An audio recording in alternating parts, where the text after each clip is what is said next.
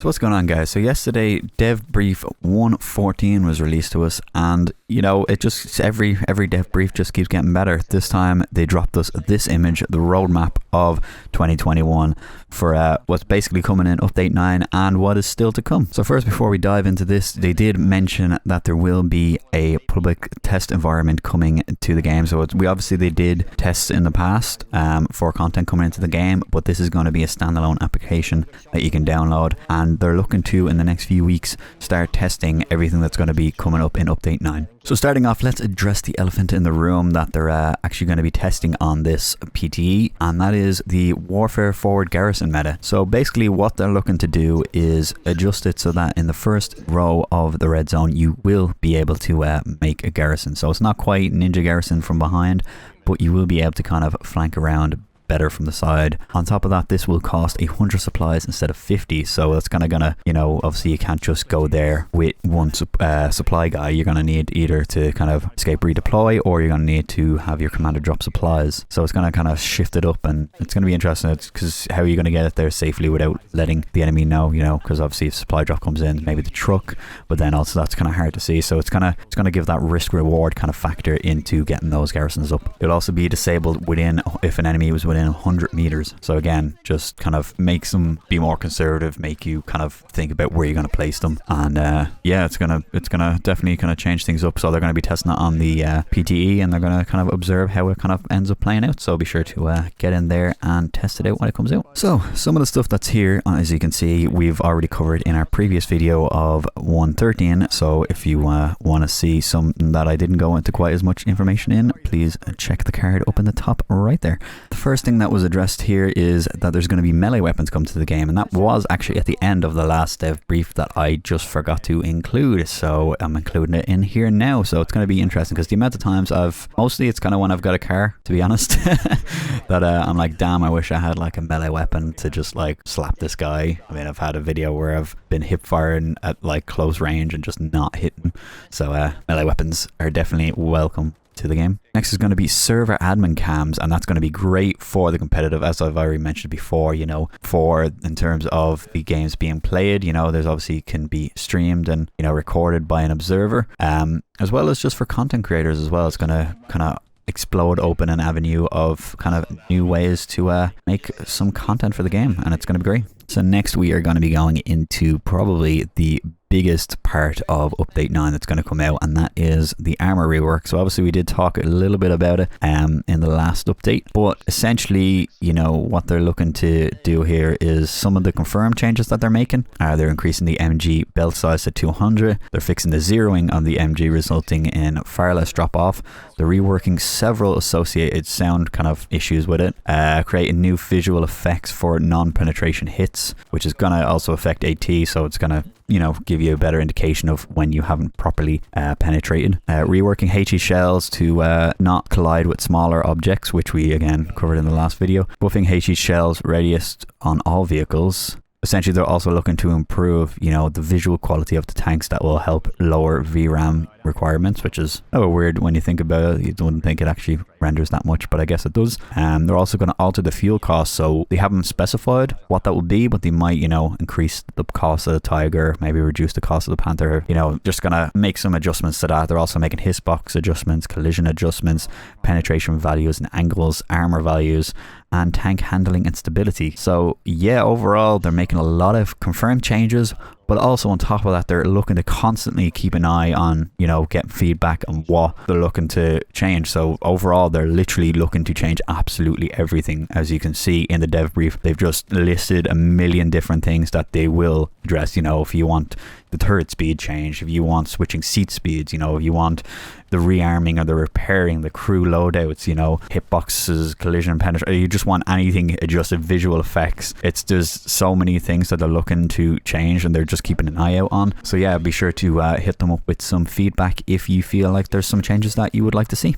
And again, it will all be on the PTE once it goes live. So again, be sure, if you want, you know, if you don't complain about things if you're not going to go on the public test environment and give their feedback. They're obviously going to do more QAs in the future. So again, give feedback. Now the next thing is they mentioned community voiceovers, which I kind of, when I first looked at this I was confused, but as I read down through the actual dev brief, they did, I think this is what they're referring to. So basically they're addressing the ini file and the anti-aliasing situation. So in short, they're locking the ini files and they're introducing some of the anti-aliasing adjustments that people were doing, like overall in the community, and basically implementing that as a feature in the game. So you'll be able to select community under the anti-aliasing options. So that's going to be nice. And they're after adding into the options with Vivox, with the disconnecting and stuff, they're going to add an actual option to reconnect to the server. So they're obviously still looking to improve it so that it doesn't happen in the first place, but if it does, they're going to add a reconnect option that should hopefully solve it. Next, they did mention the Steve achievements, which did come in a past update, but unfortunately some of them aren't kind of tracking, and that has to do with kind of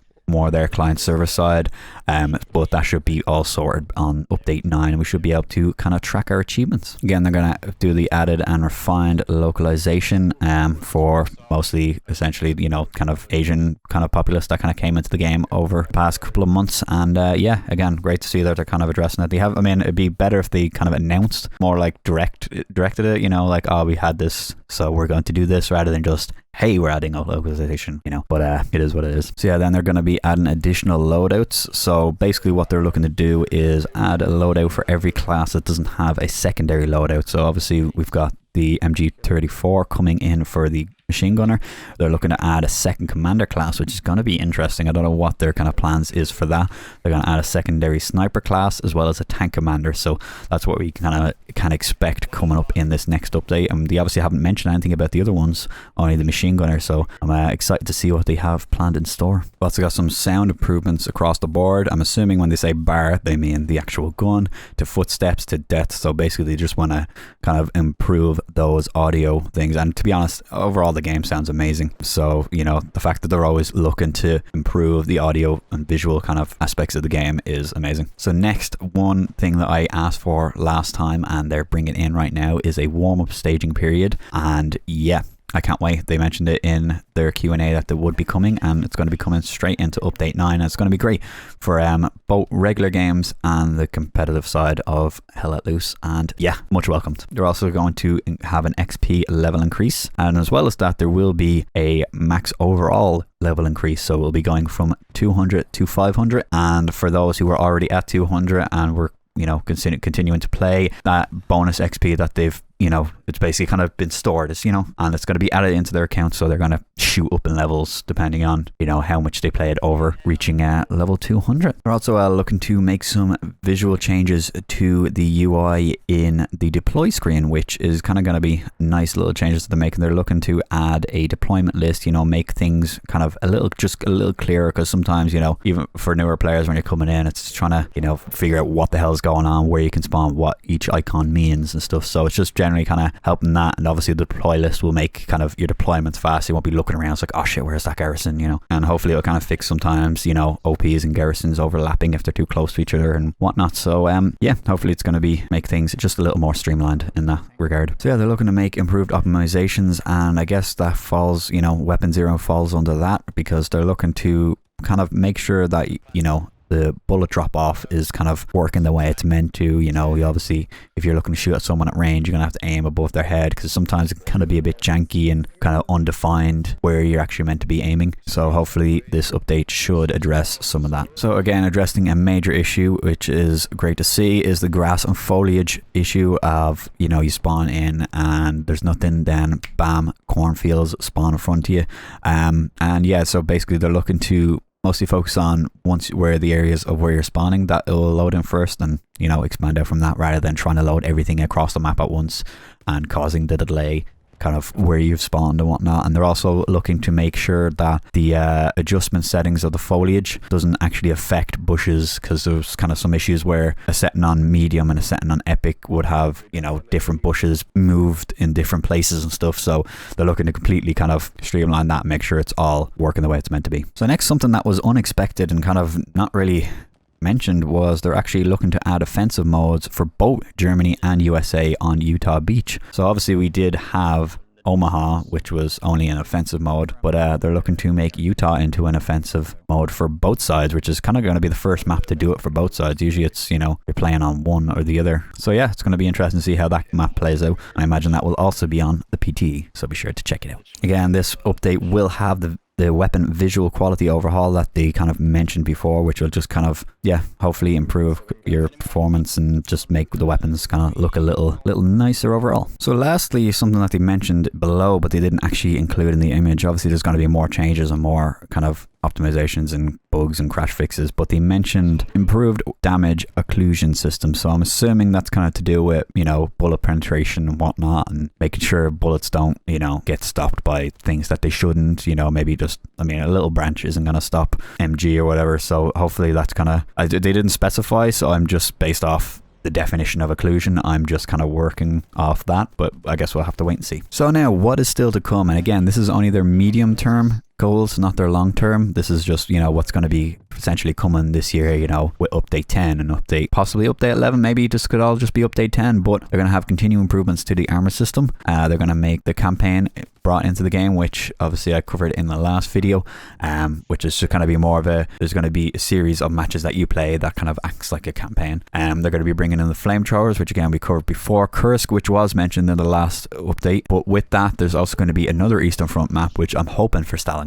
Stalingrad, there has to be Stalingrad. Obviously Kursk is another iconic map, but Stalingrad, Moscow has to be. Also, something interesting is they're going to be doing a Saint Marie du Mont overhaul, which, you know, obviously it's one of the kind of OG maps that hasn't kind of been touched in terms of, you know, adding, you know, loads of cover and stuff everywhere. So it's, you know, maybe they might make a, you know, Hurricane overhaul to it, or it might just be something small like they did to Foy. So I have to wait and see how they decide to do that. Obviously they're going to add the Soviet weapons and the Soviet forces. They did say Russian, but, you know, it's technically Soviet. I mean, it's Russian, it's you know, whatever.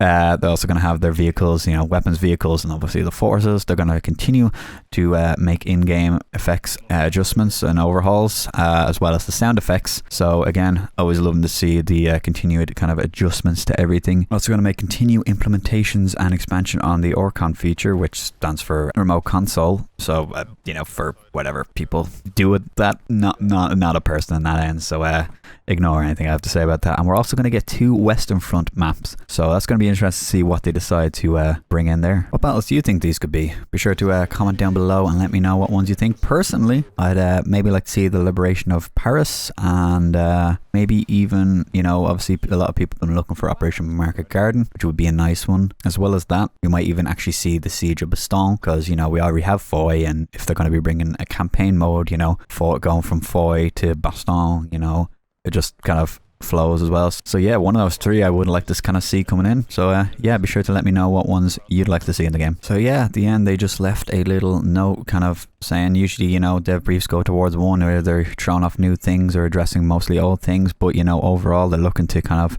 try and keep that balance and, you know, keep us up to date on stuff that is, even if they've already addressed something in the past, you know, they want to keep us up to date on what's going on with that kind of development as it goes on. So yeah guys, if you enjoyed this video, be sure to hit that like and sub. I release these every week, and as well as some other little Hell Let Loose content. So until next time guys, be awesome, stay awesome, and as always, have an awesome day.